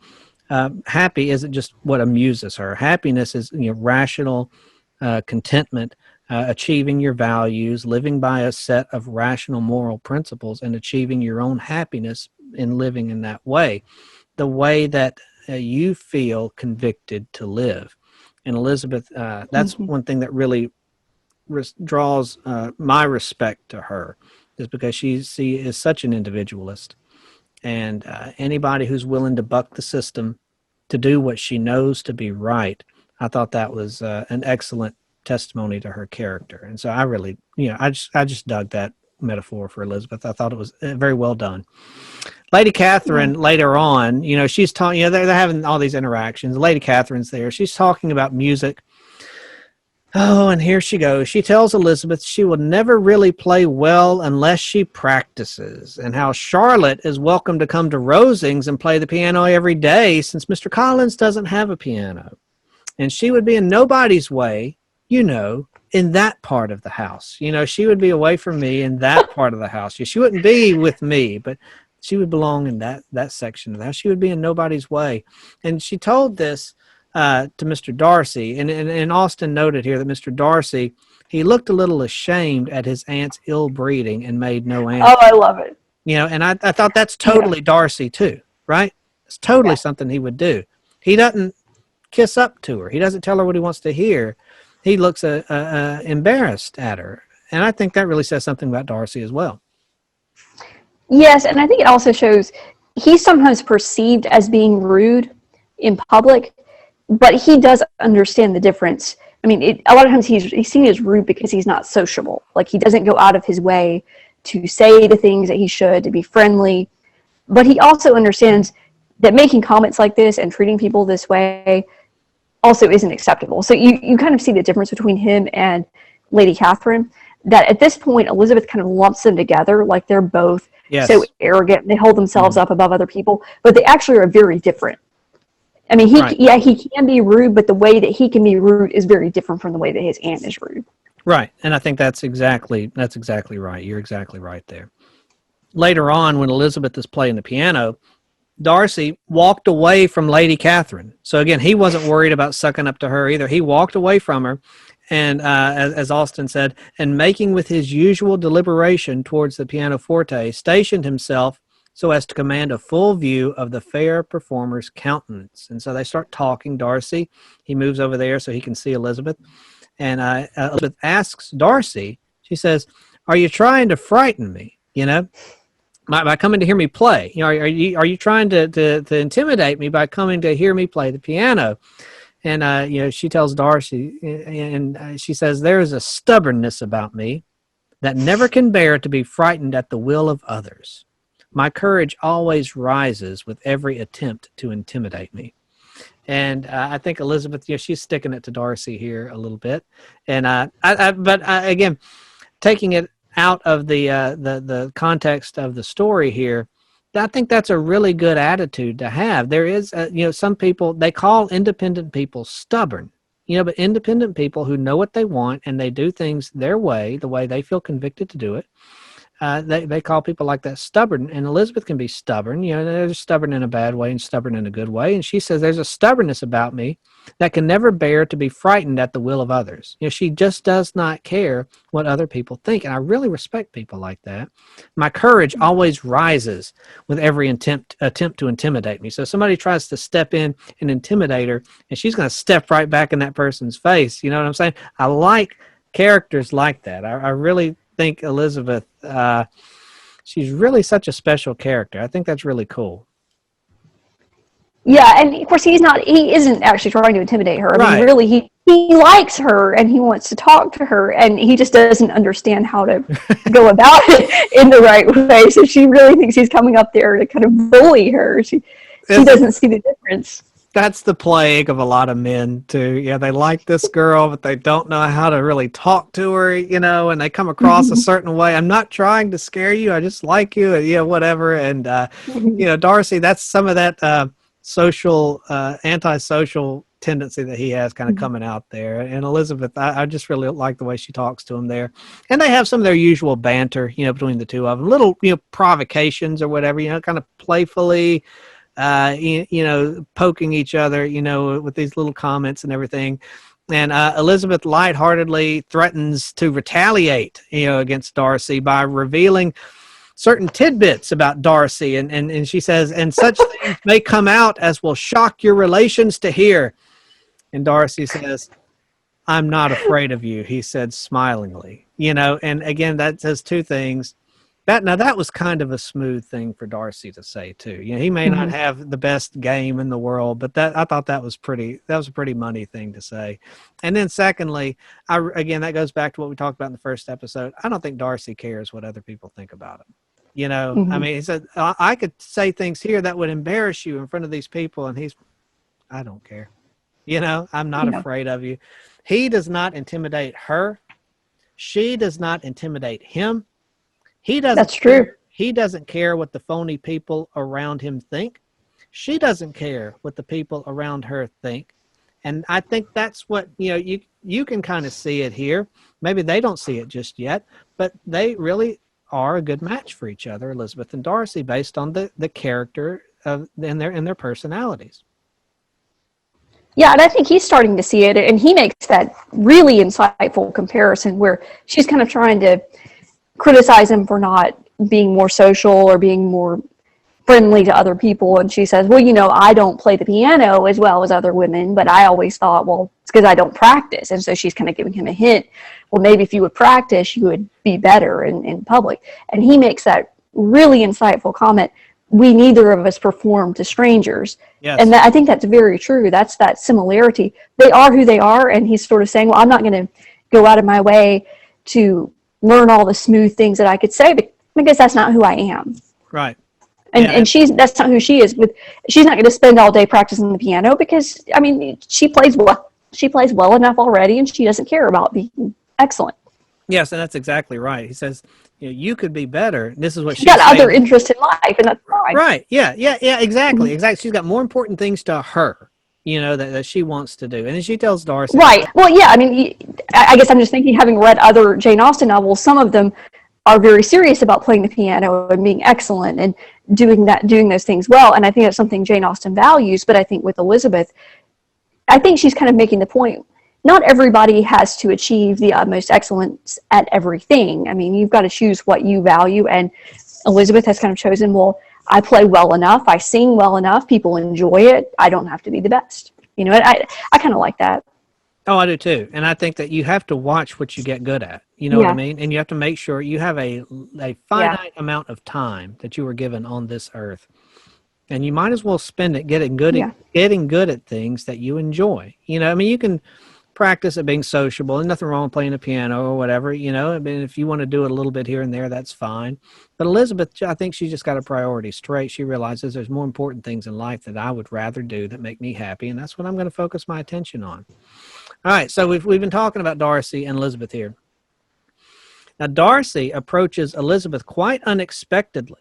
Now, maybe I saw this from a guy's perspective. But like when Darcy moves over to Elizabeth while she's at the piano, and this sort of thing, I can kind of get the sense that he likes this girl. You know what I mean? And but when he comes and he proposes to her, he proposes to her, and he makes his affections known to her, and this just completely takes her by surprise. She is quite. This is an unexpected turn of events for Elizabeth. That he makes his affections known to her. And I like how Austen described it here. He said he came toward her in an agitated manner, and thus began, in vain have I struggled. In vain have I struggled. It will not do. My feelings will not be repressed. You must allow me to tell you how ardently I admire and love you. And now that's a very straightforward way to put it, And I do like the fact that when he's coming to her to finally explain to her how he feels, she put the little note, the little detail. He came toward her in an agitated manner, and thus began. I just, Darcy's not really smooth about this at all, and I thought that was kind of funny too. And it did take her totally by surprise. Jane Austen says her astonishment was beyond expression. She stared, colored, doubted, silent. This he considered sufficient encouragement, and the avowal of all that he felt had long felt for her immediately. And this immediately followed. And Darcy, her response, her silence and all this, he thinks, oh, well, this is going very well. She really is, she's responding positively here. And then he sensed her inferiority, and the family obstacles, which judgment, had always opposed to inclination, she says there, were dwelt on with warmth, and which seemed due to the consequence he was wounding, but was very unlikely to recommend his suit, all that stuff. So anyway, he's saying all these things, and he's actually being quite offensive at some parts of it here, but he thinks it's all going rather well. And now, all right, well, tell me what you think about this first, about this proposal here and how Darcy handled it and Elizabeth's reaction. Tell me about that. Tell me your reaction to this. Well, it's funny how similar it is to Mr. Collins in some ways, in that, first of all, they both start in on their speech. They don't ask her for feedback. And when she's sitting there saying nothing, they're getting exactly the wrong message from it. It's like they're focused on what they're saying. They're already assuming the answer is yes. In both cases, they haven't even conceived of the idea that she might say no. That is exactly They're not correct. thinking about the other person, how she actually feels. Now, I want to ask your expertise here. Mr. Collins thought he was doing Elizabeth a favor, by proposing to her. Does Mr. Darcy have that same kind of attitude here? Like, I'm doing this person of lower class a favor to me. Does he have that? Seems kind of snooty. Is he thinking that way or not? Yeah, he is, because you look at some of the things he's saying, that the behavior of her family, it is a real drawback. That if someone of his social position, it is going to be a real come down for him to be associated with people like your family. But yeah, I care for you so much that I'll overcome how vulgar I think your mother is. He was using that. God bless him. He was using that to try to, this is how much I love you. You know what I mean? Look at your family and how terrible they are. Yes. And I love you in spite of it. So he really meant it as a compliment. This is how much I love you. He right? really did, to say, well, I just can't even control my feelings. Well, like when he said about Mr. Bingley, well, yeah, I did separate him from your sister because your family is so terrible that she is unsuitable for my friend. And then that's when he says, well, towards him, I've been kinder than towards myself. And, I think he thinks she should be flattered that he has given in to these feelings that he has, even though there's so many disadvantages to him in marrying someone of her class. I mean, he's kind of terrible. And on the other hand, he does have a point. Yes. I mean, that's a legitimate point. People in her family, the way her mother behaves, the way Lydia behaves, and you look back at the way Lydia was behaving at the ball, flirting with all the soldiers, and it was kind of a foreshadowing of what's going to become of her. There is real improper behavior in this family. It hasn't sort of come to a head yet, but these are not polite people that you can bring into his kind of society. You can never bring Mrs. Bennet, to a dinner party with Mr. Darcy sort of people. That's not going to go over well. I mean, that's true. I mean, all of that is true, but I mean, he just doesn't understand. You don't say this. She's not going to be impressed that your feelings are so strong as to overcome all this. I mean, this is. Wouldn't you love to see that though? Mrs. Bennet. It's funny though. At a function with people like of Darcy's caliber, wouldn't you love to see that? I'd love to see that. I wish you'd, that would have been funny. All right, so I know we see how Elizabeth has some real frustration and real anger toward Darcy because she believes that he is the cause of her sister Jane's pain, her heartbreak at Mr. Bingley not returning her affection, and she blames Mr. Darcy for this, and it turns out he is to blame for that, correct? Yeah, he absolutely did it. He sort of admits it, and he's proud that he did it. He feels like, well, I did the right thing for my friend. It wouldn't have been good for him to be married into that family, but I think she needs to understand his perspective does have some valid points, but on the other hand, he's got to understand that Jane really did have feelings for his friend. He was laboring under some misconceptions about Jane and how she actually felt. So Mr. Darcy is proud of what he's done. Yeah, Mr. Darcy is proud of what he's done, separating Jane from Mr. Bingley, because he believes incorrectly that Jane was basically using Bingley for his money and that she didn't really have these strong feelings for him. So he really has done exactly what Elizabeth thinks that he's done, but she doesn't understand that he has sort of valid motives for what he did. I mean, both of them have done wrong, but both of them have had basically good motives, and that's kind of what you get from this whole exchange, that they've had some bad decisions, they've had some misunderstandings, but kind of both of them really do mean well at heart, but they've made mistakes. But you think if he really did believe this girl is after my friend for his money, she's going to take him in, she's going to associate him with these people. Part of it's snobbery. Part of it's like, I don't want him to be associated with these people who are beneath us. But part of it is legitimate. I mean, if you have a friend and you think that someone's using him, you think this girl isn't good for him, you think this girl doesn't actually love him, then that's the right thing to do. And that I like that you see the complexity there with Jane Austen. She doesn't just paint it as he was totally wrong or he was totally right. I mean, he was wrong, but it was partially good motives there. Right. And then Elizabeth, she jumps she goes from this about Jane, and then she brings up Wickham's name now, right? And Yes. she blames him for Wickham's misfortunes, and of course Darcy's like, oh, his misfortunes, So tell me a little bit about this situation here with Wickham and Darcy. Okay, so Mr. Wickham, of course, he grew up with Mr. Darcy. Mr. Wickham's father was the steward of Mr. Darcy's father's estate. So he managed everything. He basically the CEO of the estate, if you will, manage everything. And so Mr. Darcy had taken Mr. Wickham. Mr. Darcy's father took Mr. Wickham under his wing, and he had him educated, and he intended that he was going to become a clergyman. And so there was a family living that was supposed to go to Mr. Wickham.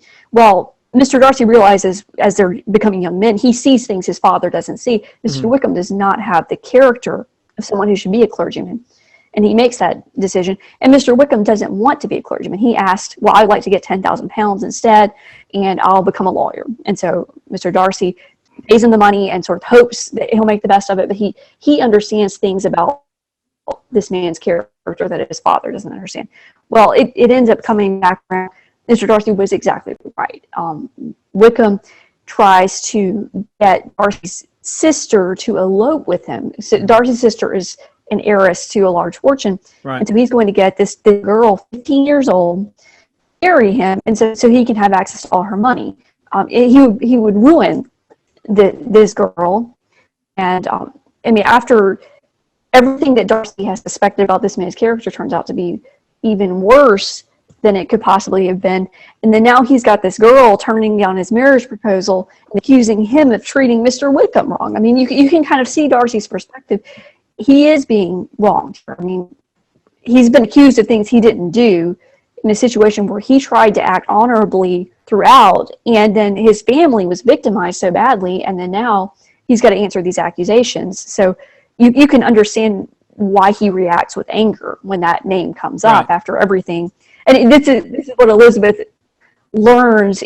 He does. You see why he feels the need to explain that to her, that this is everything that happened. I mean, you need to know this, but you see the respect that he has for her, that it's important to him that she understands that he isn't this guy that she thinks he is. Right. And Elizabeth, she blames Darcy for reducing Mr. Wickham to his current state of poverty, and they kind of go back and forth, Darcy and Elizabeth do here. And Evie, you tell me if I'm correct here. Elizabeth says this to Darcy. She says, "You could not have made me the offer of your hand in any possible way that would have tempted me to accept it." And this kind of reminded me of what Darcy said back at Bingley's ball when Darcy said of Elizabeth, "She is tolerable, but not handsome enough to tempt me." She heard him say that, right?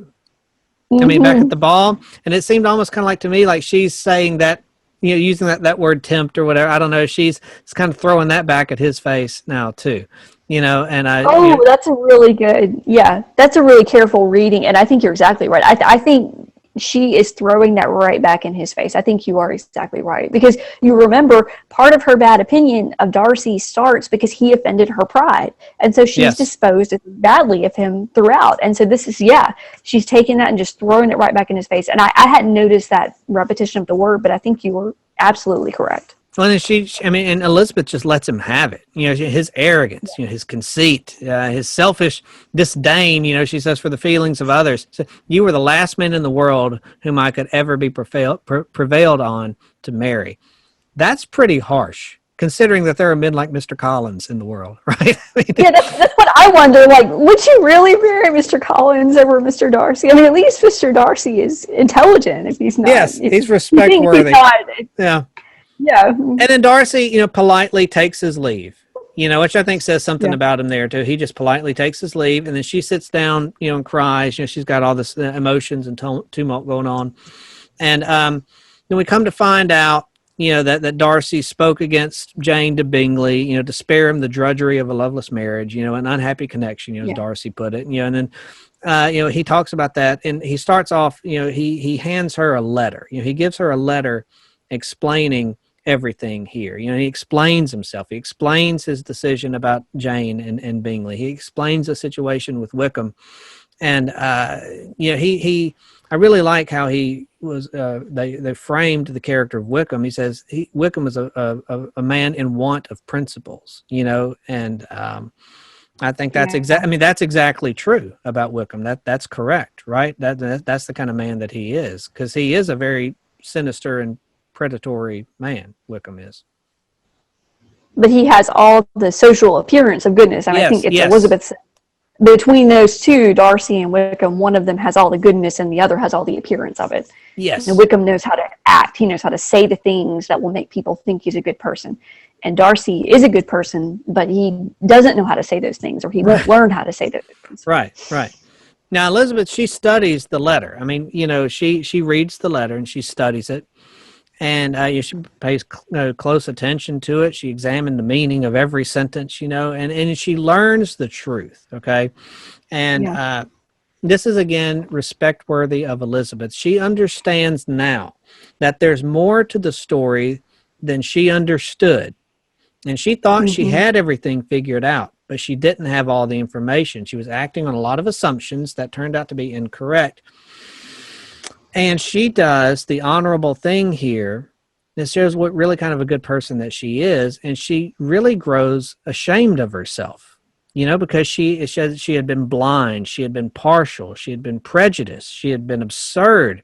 She who had prided herself on her own discernment has now been humiliated. And then she says, but vanity, not love, has been my folly.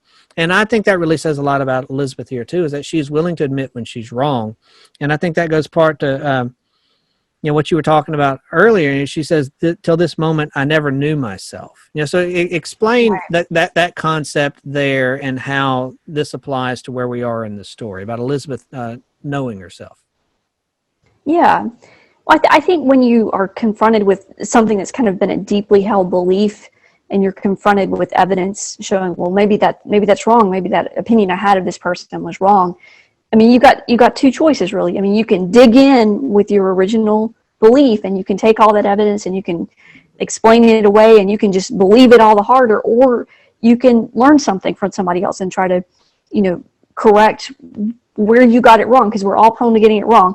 And that's a choice we have to make. And sometimes you're right, and you have to hold your ground. And so that's why that's kind of a hard decision for her to make. But I think the way she knows the right way to go is she realizes she really was wrong.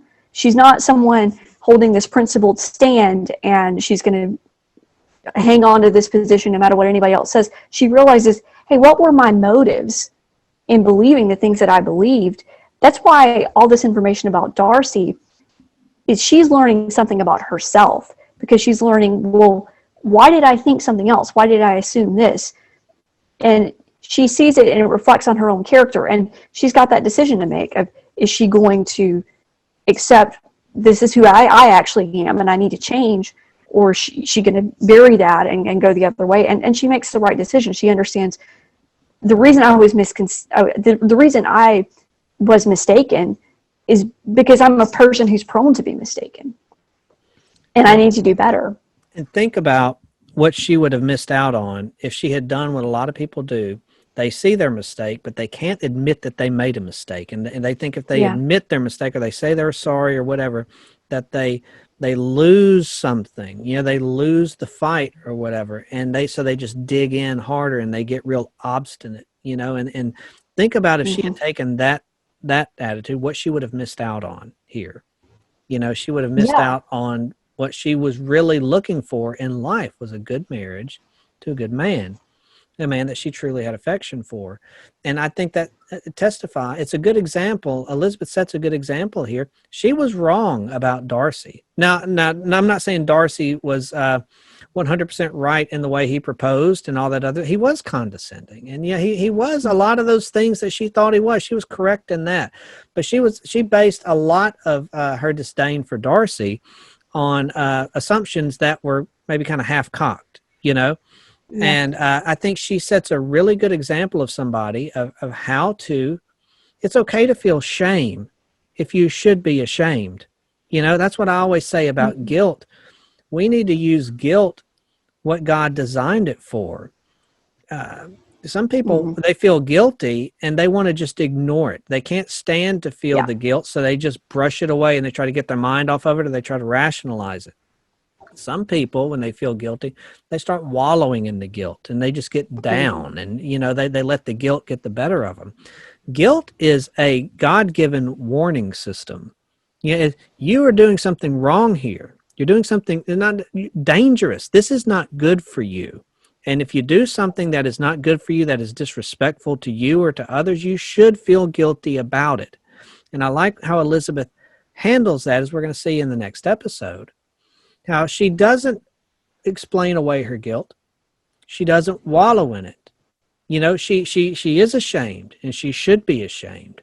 But she uses guilt for the purpose that God gave it to us for, and that is to correct your mistake and make it right and get back going on the right path.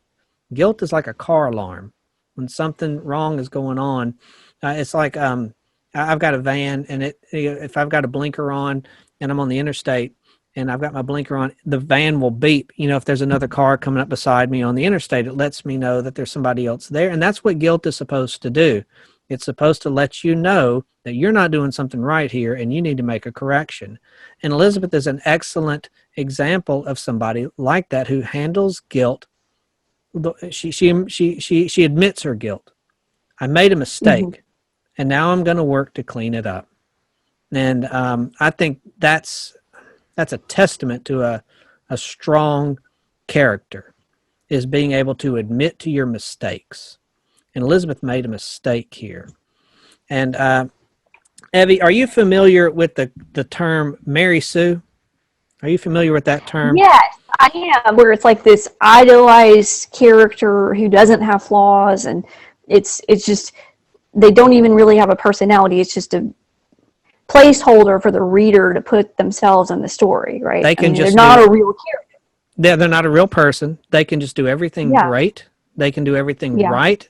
And the only problem in the story that they have to overcome is just for everybody to see just how awesome they really are, Right. And a lot of female characters today have they're portrayed as Mary Sues, and I don't know what people's intentions are with that, but it's as boring as it can be, because that's not a real person.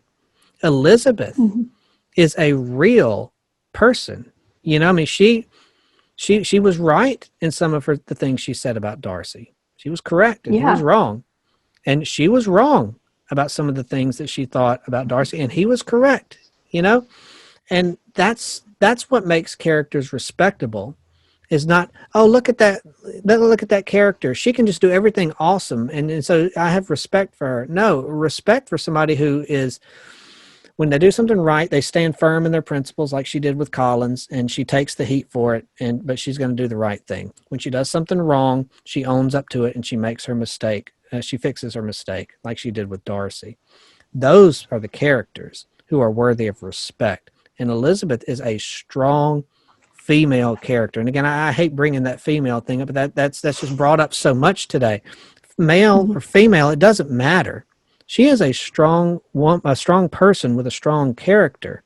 And these are the characters that people need to be writing, because these are the characters that inspire you and teach you how to improve your own lives, because saying you're wrong is not an easy thing to do. But we all are wrong, and from time to time. When you're right, say you're right, and dig down and knowing that you're doing what's right, like she did with Mr. Collins. But when you're wrong, admit to it. That's what a real human being does, and that's what earns other people's respect. And I think Elizabeth is a very good example of what a strong character, male, female, it doesn't matter, a strong human being looks like, because that's what you want in a good character. Characters that are human. They have their strengths and they have their weaknesses, and they overcome their weaknesses, or at least manage them. That's what you want to see. That's what makes a story good and exciting and aspirational. Correct? Wouldn't you agree about Elizabeth? I would. And to come back to something you were talking about earlier, which is the ability to laugh at little things, and it's kind of needed in life. One way that we see that she has really learned from her guilt she's changed, is that at the end of the story, and I guess we could talk about this more later, but at the end of the story, she's able to look back on what happened here and laugh about it. That she's really suffering at this point in the story because she was wrong. She feels guilty about it, as she should. But because she doesn't sort of take the prideful route of, I can't live with myself that I made this mistake. She makes a decision of, I'm going to do better in the future. And that's why by the end of the story, she's able to look back on the mistakes she made, and she can laugh about them, and she can feel good about where she ended up. She didn't just make a mistake and I can't live with it, so I'm just going to stay right here, because that's pride that Yes. leads you to think that, yeah, I won't accept forgiveness for this. I can't live with myself. I can't believe that I'm a person who did this. That's pride that tells us that we ought to be people who don't make mistakes, because we are people who make mistakes. We've got to be honest about who we are. And you know what makes you be able to look back and laugh at it? The fact that you made it right. You know, if you look back on something that you didn't make right, you're going to look back on that with a sense of guilt, and you're not going to laugh about that. You're going to try to ignore it or explain it away. But there have been times, you know, I've had arguments with friends, and I'm sure we've all done this before too, where, you know, you look back on it later and you're like, you remember that time we got into that fight? We got into this argument, and you remember how stupid that was? You remember when I said this, and you remember when you said that? And yet you're able to look back on it and laugh because it's all been made right, you know, and that's what helps you keep going, keep relationships going and healthy, is the fact that you don't, when you are guilty, you admit to it, and then you are able to look back on it and laugh about it, and you're not holding these hard feelings, and you're not holding grudges against the people that you're in a relationship with. And I really think that's a lesson we could learn today, is you can look back and laugh on it when you have made it right. And that's what removes the guilt. Nobody, Evie, you're not perfect, and I'm not perfect. And no, that's an unreasonable expectation for people to think. So I've just, my little pastoral advice here, when I make a mistake, now if I'm aware of it, and I really truly have made a mistake, I'm the first one to admit to it. You know why? Because it diffuses the situation. You know, if I say something, you know, I shouldn't have said that. You know, I'm sorry, and I won't do it again. You deserve better than that. And then, boom, it's gone. It's done. The other person says, well, okay. You know, and that's the best way to, if you make a mistake, to handle it, is to go ahead and admit to it. Because it just just go ahead and deal with it and get it out of the way, and it's done. It's not like, you know, trying to pull a Band-Aid off one little bit at a time. You know, that's more painful to me than just ripping the Band-Aid off. And when I make mistakes, which is quite frequent, and if somebody tells me that I've made a mistake, you did this. I'm like, oh, did I really? Because my immediate reaction is to, you know, I didn't do anything wrong. You know, that's my immediate reaction when somebody tells me I made a mistake. But then when they explain it to me, like, oh, well, you know what? I can see why you misinterpreted that, or I can see why I didn't communicate that properly, or whatever. And I'm sorry, I should have worded that better. You're right. And then boom, all done. You know what I mean? And you're back to normal again. Yeah. And that's, we really could take some advice from Elizabeth Bennett here and learn from her example, and just deal with your mistakes, admit to your guilt, be ashamed of doing something wrong, and remember that shame so that you don't do it again in the future. You know what I mean? And I think she's I think she sets a really good example, good moral example of a wise person can still make bad decisions, not trying to, but they still can do it. And then cleaning up your mess after you've made a mess of things. Elizabeth is a good example of that. Well, you know, Mr. Darcy too, though, because a lot of men, after the way she talked to him in that proposal, he would have been done with her. You know, a lot of men, if he really were as prideful as she thought he was, he wouldn't have been interested in her anymore. But he took what he could learn from that. Of course, I'm skipping ahead a little bit in the story, but I just think this is such a relevant point to me, that you also look at his perspective, the way she spoke to him, and really the disrespect that she showed to him, and the wrong assumptions. I think that a lesser man would never have come back around and proposed to her again.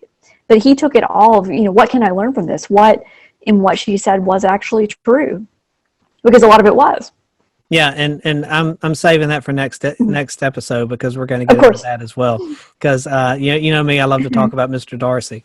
It says that Darcy, everybody dislikes Mr. Darcy. I may be his one big fan out there. I just like watching Darcy. I like the way he does. I'm kind of a Darcy apologist on some things too. So, but anyway. Yeah, me too. All right, Evie, we're going to wrap it up there. Y'all join us on the next episode as we continue talking about Pride and Prejudice. Y'all take care and have a great day.